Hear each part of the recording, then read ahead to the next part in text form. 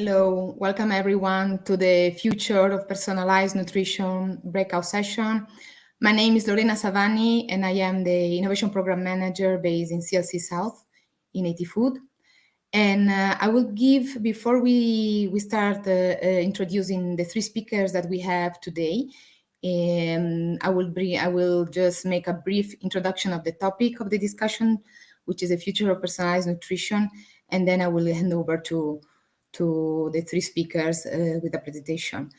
So just as an introduction, as we know, distorted nutritional habits are contributing to a health crisis, with the World Health Organization reporting that over 50% of the European citizens are overweight, and this is set to rise, unfortunately. So unhealthy diets and physical inactivity are among the leading causes of these NCDs, contributing significantly to this global burden of malnutrition that we are suffering now. So the transformation of the food system to fight the non-communicable diseases by improving these diets is urgently needed. And for that, it is required to build a more targeted and personalized approach to nutritional products and guidance that prioritize vulnerable group of population. So until now, dietary guidelines have been the foundation of nutritional recommendations for many years. And recent evidences suggest that personalized approaches may result in measurable benefits for personal goals like health improvement, health maintenance, or disease-specific benefits for personal goals like health improvement, like to give the consumers as well the control and promote a positive, sustainable dietary behavior change. So everyone is different. So everyone has a different body size, a different level of physical activity. Genetic also causes variation in nutritional needs, the age, the sex, which is why a more targeted, personalized nutrition is emerging to monitor and improve the health and the well-being, and has the goal to give consumers control and promoting a positive and sustainable dietary behavioral changing towards a healthier and sustainable diet. Now, diets can be also optimized according to the individual needs, depending, for example, to the genotypic, the phenotypic, the profile, the blood markers, individual microbiota as well is one of the aspects that is being highly considered, the lifestyle and the personal preferences. And therefore, we will go one step further on the level of personalization as we stand today. And this is a science, and it has to be focused on a real consumer needs. Consumer business models are likely to embody science-based products and services, affordable and easy to use and accessible to the commercialization channel. So it's very important, these aspects. So embody science-based products and services are one of the key aspects. So this is going to be an impactful solution for many? What is the future of the personalized nutrition? There are a lot of open questions that we will go through after the intervention of our three speakers that we have today in this session. And I would like now to introduce to the first speaker, that is Ignace Denolin. He is the Chief Executive Officer at Smart with Food, and he will go through the initiative, the project Healthricus Personalized Food Guide to Healthy Food. Thank you. Hello, good afternoon. So indeed, Lorena will go through the project of food and health coaching that we did in collaboration with EIT, what we called the Health Wishes project. So as Smart with Food, we were created as a spin-off in collaboration of Colruyt Group, one of the largest food retailers in Belgium, which does give us the power and the eagerness really to invest in in healthier lifestyle, on of which Health Riches is one of the key projects in which we are enabling our strategy forward. So maybe you can go to the next slide so that I stay within my 10 minutes. So I'll give you some context, the goals, which are some of the initiatives, but also the next steps. I think it's important not only to show what we did, which was a great result, but also going forward to state where are we going to, what is this project Hello Health, which is one of a concretization of what we're doing, and then what is next. So let's go on. So the context, I think we all know this. So worldwide, the prevalence of a metabolic syndrome is estimated at almost 25% of all adults, and is continued to grow. This is something that is happening the last years. Obesity, the high cholesterols, diabetes, is increasing the risk of developing serious diseases. So there's a lot of people that are actually impacted about this, and it's an equivalent of almost 70% of all deaths globally, which is huge. So I think we are really on the basic, together with EIT Food, together with the food suppliers, producers, retailers, technology companies, really to help and enable our consumers in a healthier and better life. So maybe we can go to the next slides. As food, of course, is one of the core elements of this I would say pandemic, and not the COVID-19, but the pandemic of the metabolic area, and COVID-19 there is a definitely strong relationship between the impact of the virus and the humans that are impacted very hard. So good health is generally showing more lighter symptoms and a less heavier effect. But people with overweight symptoms tend to have more severe symptoms and may cause to death. So this was one of the findings, which is still true, but which we detected at the early beginning of the COVID-19, and which gave us the idea, the suggestion of how can we really help people that are suffering in terms of having a healthier lifestyle towards the short term, but also the long term future. And of course, the impact of the lockdowns and anxiety for the virus that lead to emotional eating, food carvings, which weight gain has had as a result. So a lot of impacts linked to behavioral and food. So if you can go to the next slides, from a smart food perspective, it was logic in a certain sense that we really need to act on this pandemic and on the COVID-19 problem. And in that perspective, so we had already our Smart with Food application. It's an app in which people are getting personalized advice in terms of food preferences, in terms of individual products, but also on recipes.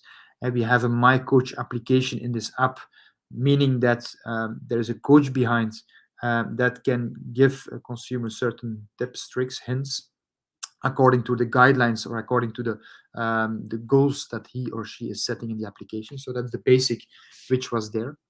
Secondly, we also have quite some experience and know-how of creating and developing and managing health programs in a B2B2E context, meaning for employees, as the E, where we are supporting, testing employees, creating their digital twin, I would say, and then act with quite intensive coaching on make them, I would say, a healthier person on the four key pillars of what we mean health, meaning food, meaning mind, sleep, and movement. So that's where we have quite some experience on. We also have our own lifestyle checks, meaning this is a questionnaire, a module questionnaire, scientifically backed up, where we are assessing and creating awareness on individuals on the same four pillars based on questionnaires. And of course, these three elements for me were the basic of pitching together with a very interesting consortium, the Healthricious project with EIT, in which we are really focusing on um, the digital solution that helps people to choose for a healthy, balanced diet in a convenient way. Healthricious does make shopping, cooking, and keeping track of meals. What did I eat? And make that very accessible. The application, or the idea of creating the application, which we developed within this consortium, was an app that does offer recipe inspiration, targeted recipe inspiration, but also easy shopping lists. So I have a menu, I have a week menu. How can I create that in an easy shopping list? How can we help people to create smart product swaps? Meaning, if you have a certain product or a certain recipe in which we could say, well, you might have a little bit less of this product and more of these products. So intelligence food swapping was also part of the scope. Meal planning, of course, and nutritional guidance. And finally, but not least, which we found very interesting afterwards, and also of the feedback, was an integration to talk with an expert. They had a possibility to chat with an expert. And the goal of this was really to improve the eating habits on a sustainable way, to strengthen the immunity, of course, and decrease the risk of getting the severe symptoms. And it's really about getting control over its own diet. I think the fact of the sustainability of a behavioral change was and is really important within this project. So it was quite a successful project, I would say. It was a project in which we had quite an impact in terms of accessibility to consumers. So we had within the app, this specific application, we had more than 34,000 downloads. We had about 6,000 active users on a monthly basis. And we created this kind of ecosystem of people with severe obesity, more than 60 obese men. We created a kind of internal community, how to learn, how to improve, how to suggest suggestions to other users. So it was not only about reaching a lot of people, it was not only about making a technology ready to scale up, but it was also about creating a community together with the target audience to even better understand the needs and search for solutions. So that was the Healthricious part, which was a perfect match in where we want to go towards the future. So maybe we can go to the next slide that I can show. So the next slide is creating these four elements in which Healthricious was also one of the building blocks to create a digital health coaching journey, meaning that we have the ambition, and this is what we developed in the next project, which we called Hello Health, by assessing the individual on a couple of parameters, which could be questionnaires, which could be blood biomarker analysis, then providing them the goals in which they would like to achieve, which could be energy, which could be losing weight, which could be having more focus. On that parameter is where we want to go into the future. So if you go to the next slide, we can. This is just the introduction of a result from solutions and initiatives, like I said, that we optimize for consumers towards a better and more balanced lifestyle with a blended coaching. And if you go to the next slide, I can also explain the goal was to use indicators to influence consumer behavior and prevent pre-disease through lifestyle and food interventions. It's all scientifically based. Of course, it's a pre-disease prevention program. We also are developing a strategy to engage the European population in a healthier lifestyle, and we are doing a real-time test in Belgium. And the next slide does explain this journey. It's an intervention study where we started with 150 people taking certain biomarkers. 116 people are at this moment participating this study. We are enabling a profiling in terms of food, movement, sleep, mind, and stress. They're having some goals based on the elements of the Health Riches project.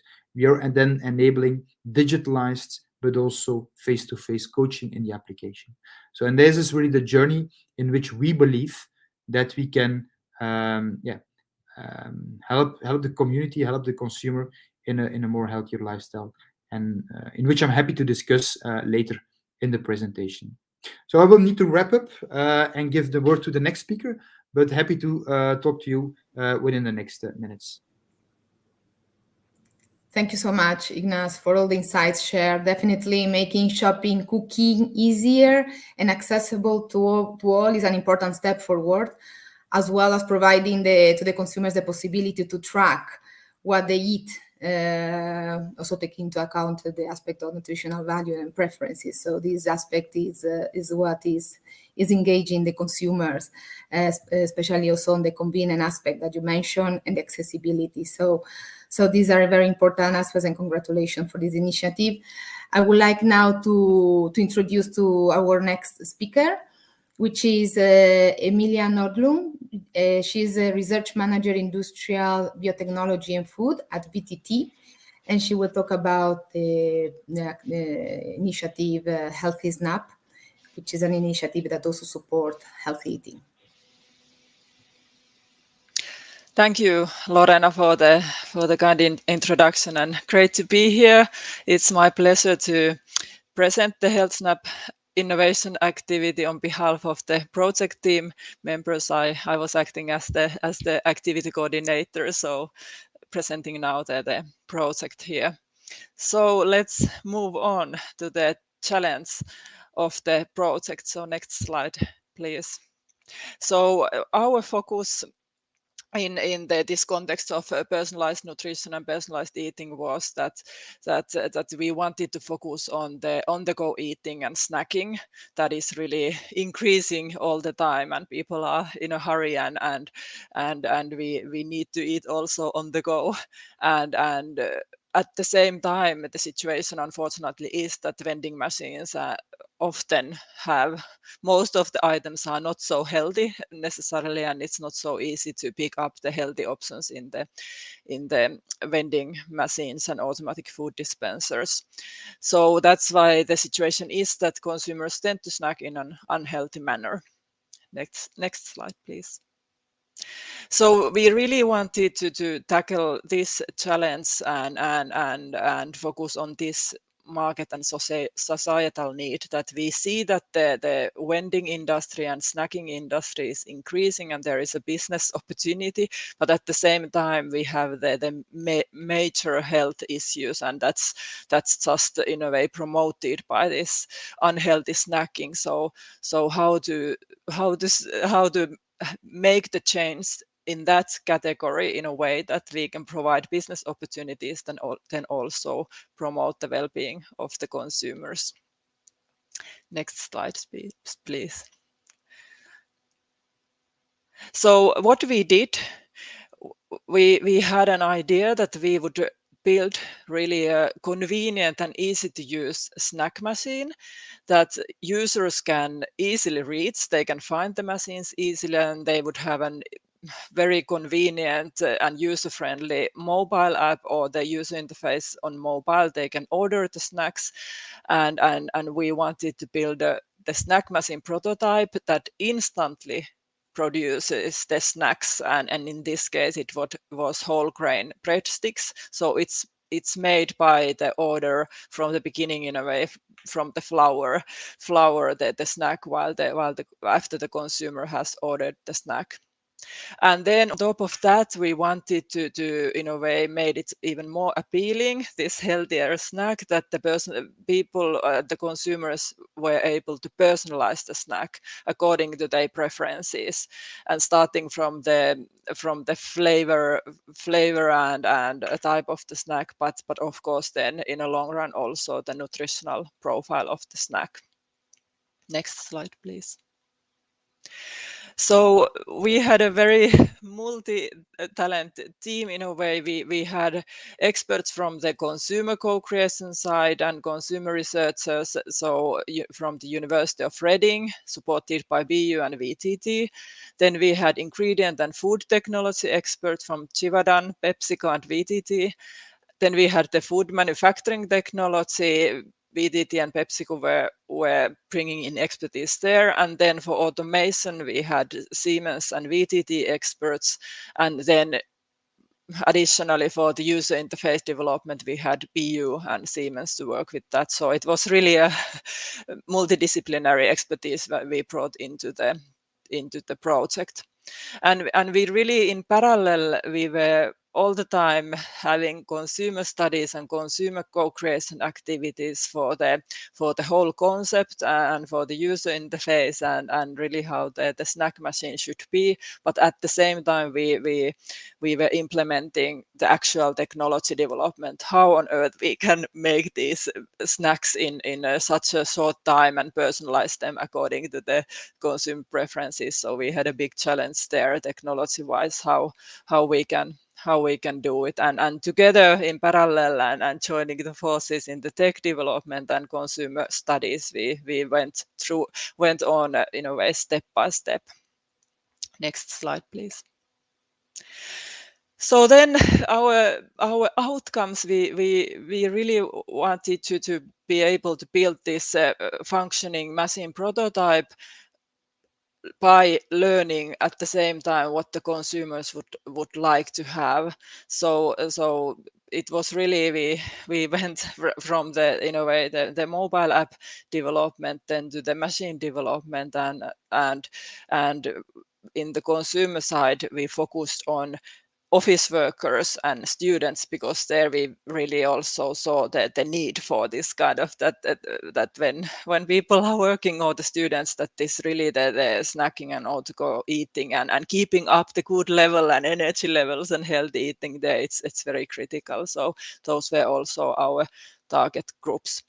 And then we studied the concept really on the concept level first. So we studied the whole concept. Then we put the development in pieces in a way that we studied and created separately only the for instance the user interface, and then in the end we put everything together with the prototype testing and really having the real life experiments with the mobile app and then the snack machine. So let's have a look then what kind of figures we have from the concept. So let's have the next slide, please. So we started with the branding, the health snap concept, and we created this snacker brand, and we had nice visuals by the BU and the team for where we would collect the breadsticks and how the machine visuals would look like. So you can see some photos here. Next slide, please. Then here you can see how the mobile app looked like. So this is now actually combining three different sheets in a way, or from the interface. So from the left side, how it looks like when the consumer first logs in, and then when the person starts to select the size of the breadstick cup and what kind of flavors to select for the snack and so on. And at the same time also the consumer would see the nutritional facts of the end product, so how much protein, fiber and calories and so on are in the end, and then in the end press the button for ordering and starting the preparation in machine. Next slide, please. So this is how it looks like inside the snack machine then. So we, like I said, we really built the machine with the CAD, starting from the CAD design and the technology and using the automation experts from Siemens. And the big challenge was really how on earth we in such a short time, because consumers are not willing to wait for a long time to prepare breadsticks, but it has to be really in minutes. So we then made also, we were lucky to make or find the solution, and we made also innovation here. We were able to get the patent and protect the solution, the technology solution, how we can prepare the breadsticks. So that was also a nice result of the project. So we in a way managed to solve the challenge that we had technology wise for the breadstick preparation. Then next slide, please. And then in the end, this is now the outside and the pictures from the final consumer testings we did actually at VTT in Finland. Due to the COVID situation, we couldn't travel in the other places in Europe, but here is some photos that we started really with the consumer interface, or the consumer were ordering the snack in the different place, not in the very next to the machine, and then the consumer was moving towards the snack machine and waiting the product, and then the person picked it up, and we did the tasting of the snack, and then in a way we asked the consumer to evaluate different phases in the study, but then, or in the concept, but then also the whole concept and also the sensory quality of the snacks. Next slide, please. I'm not going into the details, but just to open you up that we really, I said this already, that we did online surveys about on the whole concept. We did qualitative studies. So we did really step by step in different phases, many consumer studies, and in the end, really with this real life experiment, I showed you just the pictures. So this was very systematic, and in every phase we got new learnings, but all the time I can tell that the consumers were very interested in the concept, and we got really positive feedback, and that was of course what we were also expecting, and we were happy to see the very positive feedback from all the consumer studies. Next slide, please. So this is the last slide to conclude. So like I already said, we really concluded that consumers like this concept, preparation of healthy snacks that are freshly made for them, and also the business case was found promising, and the technology also seems it's feasible that we are really able to do it. So now it's then moving for commercialization of this technology. And then I would, in the last slide, like to acknowledge the whole project team. It was very nice collaboration with all the partners I already mentioned. So this was only by this collaboration we were able to do this very multidisciplinary project. Thanks a lot for your attention. Thank you, Emilia. I think this, the aspect of co-creation and the joint forces of so many different stakeholders in this project is just great. And this, yes, the booming snacking and vending industry, having this type of machine that the consumers can personalize the snack and decide the size, the flavor is just amazing. Also with the additional aspect of freshly made, the natural aspect, and the healthiness, everything is a win-win. So congratulations for this. And I would like to now go through and introduce our last speaker. That is, I'm happy to invite now Paul Fingras, which he's the head food data banks of national capabilities and research leader in food and health at Quadrant Institute Bioscience. And Paul will talk about Perspo, which is a personalized and connected food service provider. Thank you very much, Lorena. Can I have the first slide? Okay, so I'm going to go through slides fairly quickly to give you an overview of what we've been doing in the Perspo project over the last couple of years. So can I have the next slide? So taking part in the project is Quadram, who's the activity lead. We have Eurofur and the CRISPR platform from Belgium, KU Leuven who have been working on developing and validating the personalised recommender app. Sodexo, the big French caterers, we're working with them in Belgium, hopefully with a couple of venues. We have one venue secured. And Alberts, who are the startup company that are bringing the technologies together to apply in a proof of principle study that we're currently setting up at the moment. We have 3 subcontractors. The Hive and SafeCape worked on the previous EIT food project. The Hive manages and helps with the CRISPR platform.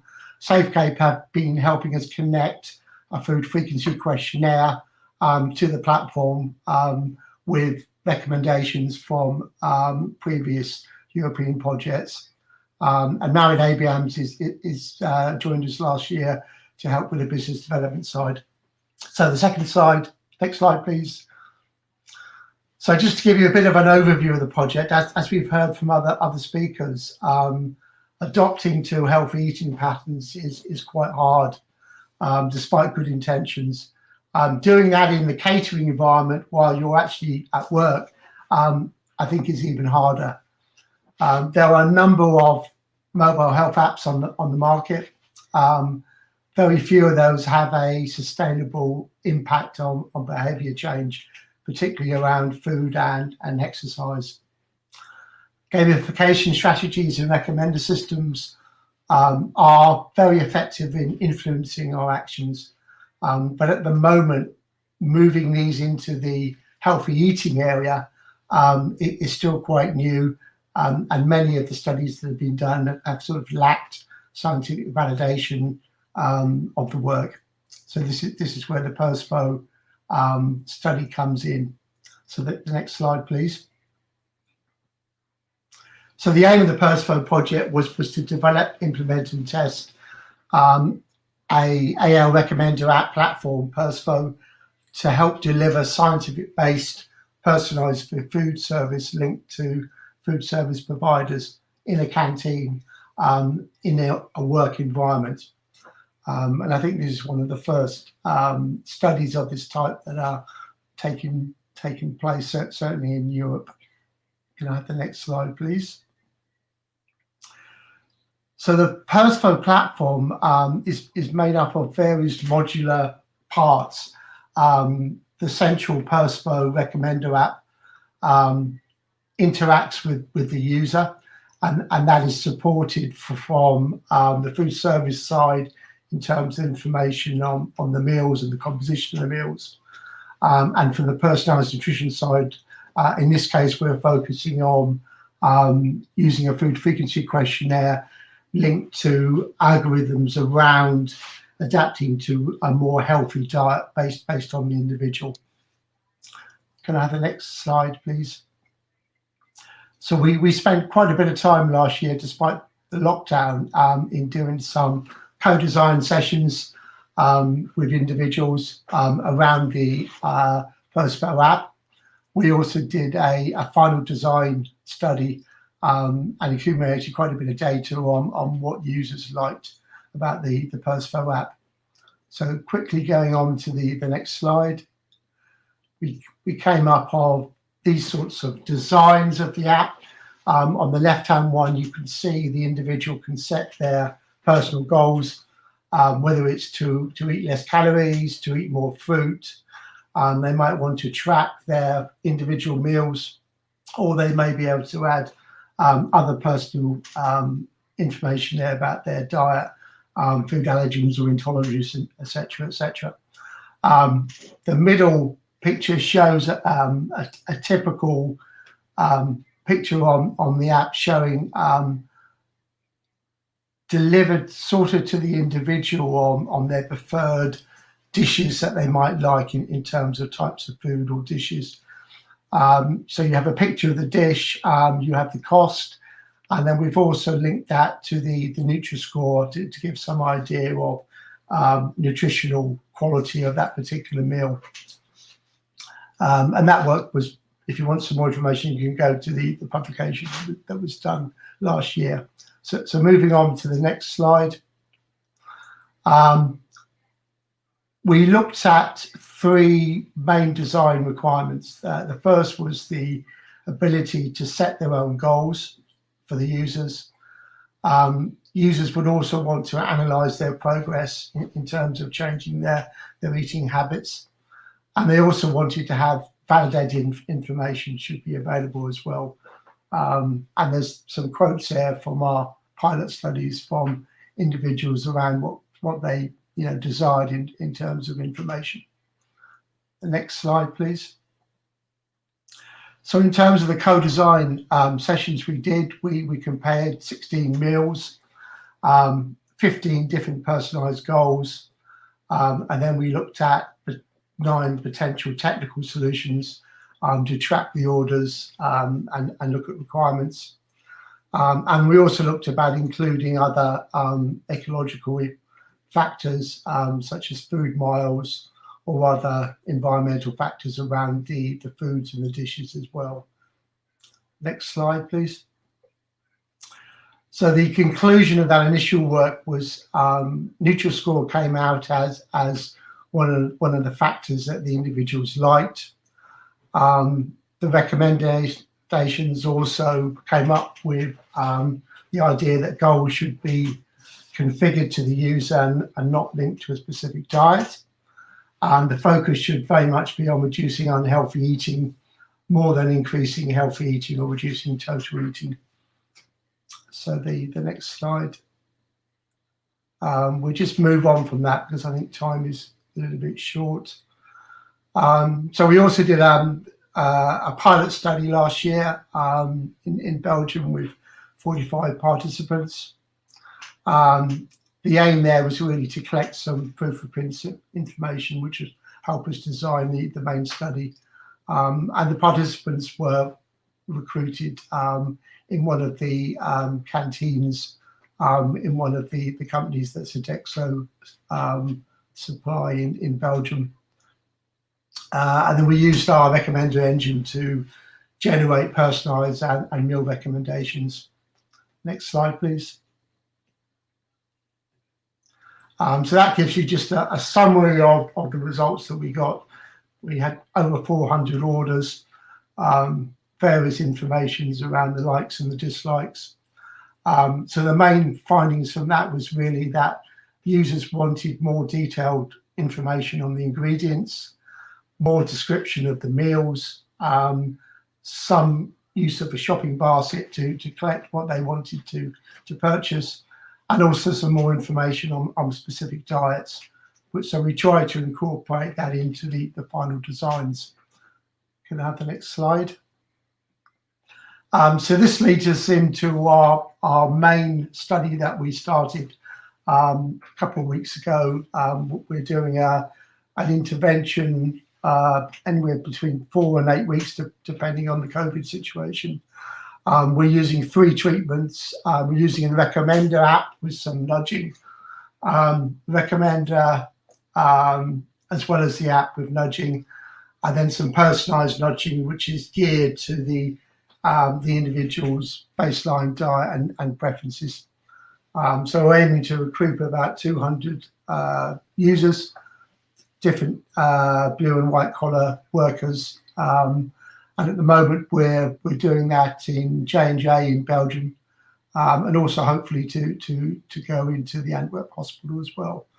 And some of the information we're collecting, we're using a food frequency questionnaire, as I said, some other questionnaires around the individual's personalised traits, and the other 2 questionnaires are more about experiences in terms of using the technologies, the app and thing. So that study should be finished around February, March time, and we've got a 3-month extension in terms of the EIT food project. Okay, so that's just about finished. So thanks ever so much for your time and for EIT funding. Yeah, thank you, Paul. That's another project that works towards achieving some results in important places of interventions, like it is the canteens or like in the workplace that we discussed also as in the Health Snap project from Emilia. Behavioral change based on scientific data is very important, and defining goals and providing these personalized meal recommendations based on preferences, allergies. This is an important as well step forward in this personalization aspect. So now, just to start the debate, and as a little bit as a recap, so the personalized nutrition has to be focused on the real consumer needs, and we have seen for the three projects that we have discussed, successful business models need to be embodied on these scientific-based products and services, because everything is about scientific-based information, and that needs to be affordable, easy to use, and also that has to be accessible to the commercialization channels. So how each of you foresee the future of personalized nutrition? So do you see this being an impactful solution for many? Yeah, I think I can start from my side. I think it's a duty of myself, and it's my drive to really invest in getting access to everybody. And we started from a retailer, a big, large food retailer, in which we see that we really have to shift prevention as a retailer. You don't sell always the best or the healthy product. Nevertheless, we think it's our duty. We have a lot of access to all of consumers to try to inform them, nudge them, to give them the possibilities in terms of products, in terms of assortment, and also in terms of digital solutions, which could end up in coaching solutions, to give them that choice. And those who have a certain intrinsic motivation to work on a healthier lifestyle, to help them and grow in that path forward. So for me, yes, it's an all-inclusive vision. Prevention is something which we have to work. It's a work word in terms of changing this from a curative setting towards a preventive setting. And therefore, I think we need to access to everybody. And it will be step by step that we need to do that. Maybe I continue if we go in the order of the presentations. So also how we were approaching in the Health Snap activity, the personalized nutrition, it was maybe more the personalized food and find the ways how people would be more willing to make the healthier choices while they are eating, and especially in the snacking and on-the-go eating. So also we really had the approach that we want to make it easy for everybody to and in a way we were thinking that this nudging that the people can personalize the snack, it will in a way make it even easier to really engage to this healthier snacking and this, for instance, the Health Snap concept, that it doesn't always need to be that the food is fully personalized to your genes in a way, but it's personalized to your preferences, and in a way the baseline is healthy, and that's the in a way our idea, that if we can in a way people feel that is it then the cultural or the sustainability issues, or is it the flavor, or is it the shape of the snack, that will make people love the product. But we of course need to ensure that the baseline is then healthy, like we had the whole grain snack, and we when it's freshly made, we believe or we know it's very appealing and taste is good. So we were thinking more like this personalized foods, not maybe personalized nutrition in our activity. Yeah, I can probably just add a little bit from that. I agree totally with Ignacio and Emilia. I think the personalised nutrition components are there in terms of the technologies and the science. I think what we lack is that validation step, using users in different environments as part of our healthy lifestyle. So I think in the catering sector, it's important that we work with the caterer, Sodexo, but also the employees and the company to try and provide, the opportunity to develop a more healthy diet and lifestyle as part of their time, in the working environment. Business models around that are not easy. So I think we are sort of yet to tackle that side of things. But we're aiming to have a spin out that would deliver that service through Sodexo, but also potentially through other settings, schools, colleges, hospitals, to individuals at a small cost, but having lots of individuals using the function. Yeah, and I think in terms of adding to that, what we felt till now, in terms of if you really want to go personalized or segmentized, what is important is understanding who the individual is. We speak a lot about let's help you, and we're gonna give you personalized recipes. But first, you need to know one as an individual, as a consumer, as a family, because cooking and eating is not as an individual; it's in a family that it still happens. It's really understanding who am I, and for me that's creating this digital twin, which could be done through questionnaires, like you also brought forward, Paul, but can also go through biomarkers and even in the future DNA analysis. But then it becomes on an individual level. So individual, family, it's still something. Yeah, eating is more than just a scientific process, I would say.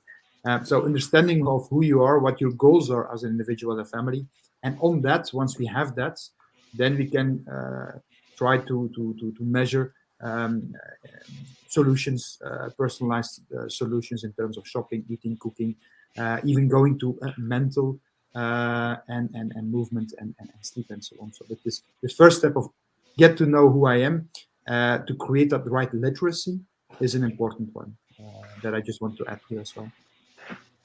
No, thank you. Yes, all the points that you have raised are extremely important, and the aspect of personalization based on the preference, Emilia. I think this is key. It's not only you have the base, but then you can personalize more on your details. Then the aspect of the business models that yes, we still need to fine tune. But we are there. There is more on the fact that we need to really find which are the target groups, or in the more on the aspect of who you are approaching. So which I think we are on a good piece in this aspect. We are getting already some questions from the audience. I'm gonna go through those. I will go through the first one, which is from Paola Giavedone, and this question is to Emilia. Is what comes next? I think is regards with the project, with the Health Snap. What are the next steps out of the project results? Yeah, thanks for the question. That's a relevant one, of course, after the research project. So we still need to, well, all the results were in a way positive. Consumers liked the concepts, and what we did, the business analysis, it was promising. Due to the COVID and some other challenges, we were not able to go to the, let's say, real prototype. It was just a research prototype of the technology. We know how to do it, but there is of course fine tuning if we really commercialize and scale up these vending machines, because it's a lot then. So how to do it? So now we are at the phase that we try to find the partners who would like to take it over and really go for the commercialization of the technology. So we are happy to continue really to take the next step so that we can go to the market with this solution. Great, Emilia, thank you. I have another question from Mabel Killinger. When we are talking about health and food consumption, the impact on our mental health is very often neglected. We heard already this morning that 90% of the current diseases are caused by the way we consume and produce food, and that mental diseases are playing a crucial role there. So I was wondering what your overall opinion is on including and focusing more on mental health in food consumption, how the physical and mental health are connected, and if this was already part of your project so far. I think, Ignaz, you mentioned something about mental health as well. I'm definitely, Mabel, I really follow what you're saying. For me, a healthy person, I'm always looking at this tree that we call the functional medicine tree. It's a tree who has green leaves, and if the leaves are green, the tree is eating well.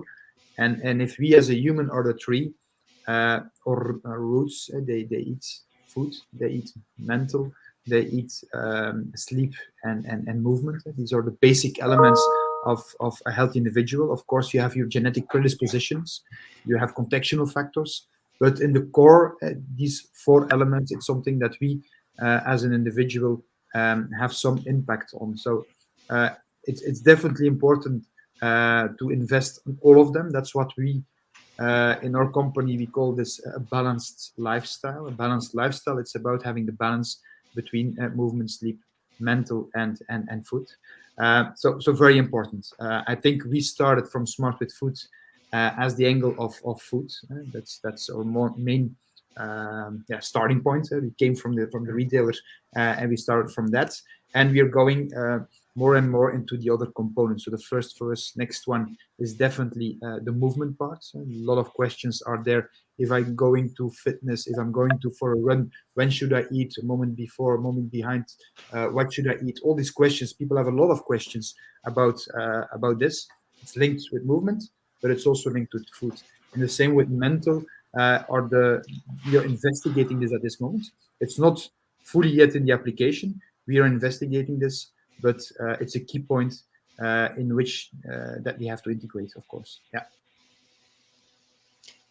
Yeah, maybe to add from our side, we didn't focus on the mental health, but we know, for instance, by the whole grain consumption, you get more dietary fiber, and there is more and more evidence that the quality of the food you eat will influence via gut-brain axis to your mental health. So there are a lot of studies ongoing at the moment related to especially the whole grain or more plant-based diet, that will it also improve the mental health by really the digestive physiology and the metabolites that are generated while we are digesting the food. So it's very important area, and we are hopefully learning a lot during the upcoming years about that.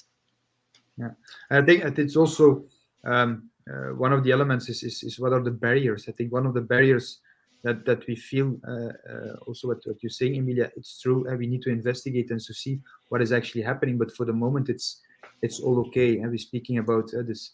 We have this Nutri-Score at the moment. We have also the Eco Score, which is in terms of sustainability. Then we're speaking about this Nova Score, which is about the produced food and the added elements inside the food, added E numbers. Are they bad or are they not bad? It's something that we cannot say because they are allowed at the moment. And that's also a difficult debate in which we will need to get in place and to activate this debate in a scientifically backed up approach. So that's legislation is a challenge in which we have to take alongside that discussion. Thank you. I think there was a question for me somewhere. Yes, I'm going to read this. Yes. So this is from Frederic Bouvier from Roquette. So this is a question for Paul. Who do people get the formulated food suggested by the app? In your business case, is it provided by Sodexo, or is it to be cooked by the consumer herself? Okay, so in the study that we're doing, we're using canteens. So all the meals and the dishes are prepared in the canteen and provided to the user, so they can choose from those on the app, and that can be tailored a little bit to their preferences. Thank you, Paul. I have another question from Anthony Fardet from INRAE. So personalized targeted nutrition overall does not really appear to be meeting a real massive consumer demand. Meals are first meant to be shared and to bond people. How will targeted and personalized nutrition bring the best preventive measures apart from isolating people even more? Do we have to encourage this new scientific trend in prevention? It is more sustainable. Yeah, I agree with the question. It's a bit what I earlier said. So eating and cooking and it's part of our life. It's a culture. It's not about eating according to dietary guidelines. It's about culture. It's about history. It's about the family. It's about price. It's about taste. There's so many things which are linked to food. So if I understand the question, is it really targeted, personalized nutrition? What is best for my body? Is that the solution? I don't think that's the solution. I think it's an important element to look at this, but it's also about what is locally, for example, interesting. We have local chefs in Belgium. We can suggest specific meals, maybe in the future created by the computer, but they will never be interesting for me as an individual. So what we developed from Smart with Food point of view, for example, is we can take any recipe of the famous chefs in Belgium or other countries. We put them into our system, so the user can go to the websites. They take the recipe into the application, into the system. So it's their recipe. They like it. We are going to smartify that recipe, meaning we're going to assess that recipe based on your profile and say, okay, maybe instead of the minced meat, you can use the chicken meat, for example. Instead of X number of grams or vegetables, please increase the number of vegetables. In terms of I have a certain allergy or a certain preference, or I need to have more fibers, we can also adapt slightly the recipe or put suggestions forward. So really to start from what are people used to eat, what is matching their needs, their goals, and then to adapt through intelligent systems according to their needs, rather than really going to nutritional specific advices, which will, for me, which we will fail a little bit in this sustainable behavior, which is really key. So these are some of the solutions that we could put forward to make that still as being part of life. Thank you, Ignace. Any addition from Paul, Emilia, this one? Otherwise, No, I think yeah. I think it's it's about integration of diet and other lifestyle factors, and the more information data you can collect on an individual, the more tailored you can deliver to them in terms to try and improve their health life balance. So technology is really important. I guess making business out of these types of approaches is not easy. But I think in the future, we will have these companies that will be providing this sort of information in partnership with researchers and other organisations. Yeah, I also agree that the technology will empower consumers to make healthier options, and we will support them in having these better guidance on. The next, we have the last question. So it's not really a question, it's a reflection. Should we not instead simply recommend the large public to eat more plant-based, real and varied foods? Very generic message. Well, yeah, I fully agree. But right? Yeah, and I think we all agree on this. But like in the Health Snap concept, the idea was that how to nudge people to then make these choices in a way that we can personalize other things that then people in a way pick up more plant-based, because it's not so easy always. And when we think about on-the-go eating, and if it's then easier to pick up the plant-based and whole grain foods, so that's really the approach here that we try to help going into that direction.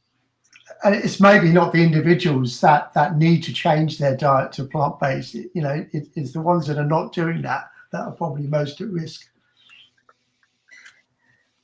So thank you. I think we are almost done. I really appreciate your time. I would like to keep going and keep having this discussion, which is a very, very nice discussion. And I think personalized nutrition is an important goal and an aspect to be considered to improve the healthy aspect. Now I will pass to Jennifer Baker, the event moderator, to wrap up the session. And I would like to thank again Paul, Inas, and Emilia to be here with us today. Thank you. you, Lorena. Thank you.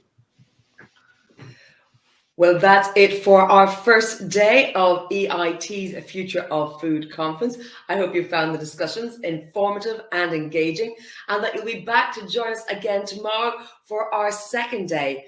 Replays will be available on the event platform, so if you missed anything today, don't forget you can go back and take a look at it, and don't forget to encourage your colleagues as well to check out many of our informative sessions.